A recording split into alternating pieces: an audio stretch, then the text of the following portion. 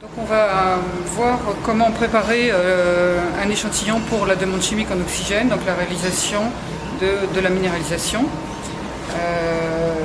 Donc la demande chimique en oxygène, on va faire une oxydation des matières organiques à l'aide du dichromate et de l'acide sulfurique.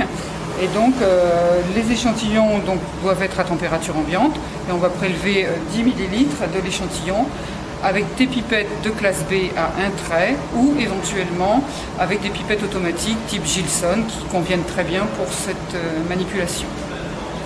Donc l'échantillon, on va l'agiter. Ensuite, on va faire le prélèvement de 10 ml.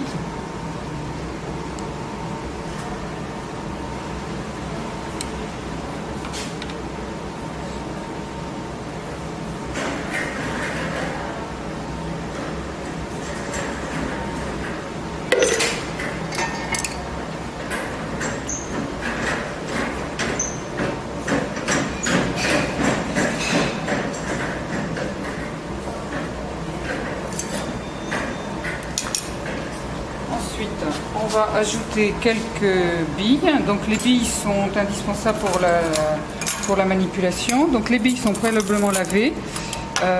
En fait, comme si on faisait une DCO, c'est-à-dire que les billes sont mises dans un tube.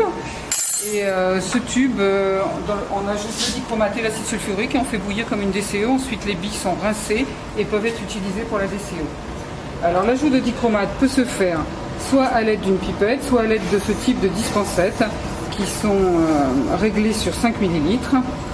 On ajoute ensuite avec précaution l'acide sulfurique, 15 ml d'acide sulfurique. Et donc on fait attention d'en mettre un tout petit peu sur le rodage, de manière à ce que lorsqu'on va ajouter le réfrigérant, on fasse un joint qui va permettre de pouvoir s'enlever facilement quand l'échantillon sera terminé.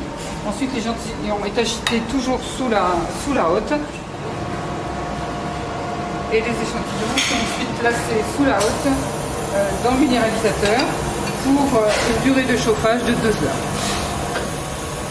Ensuite, après les 2 heures d'ébullition, donc on laisse refroidir le tube pendant une demi-heure environ et on rajoute de l'eau par le haut du réfrigérant pour rincer le réfrigérant.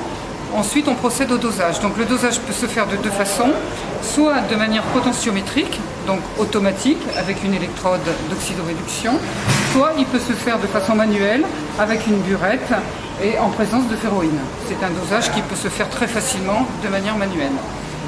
Ce qu'il est important, c'est toujours donc de bien doser le blanc. Donc un blanc est nécessaire à chaque série analytique. Et aussi, il faut absolument déterminer le titre du sel de mort tous les jours, puisqu'en fait le sel de mort va évoluer, le fer 3 évoluant, le fer 2 évoluant en fer 3. Donc le titre est indispensable et ensuite placer des contrôles qualité, c'est aussi très intéressant pour valider les séries analytiques de DCO.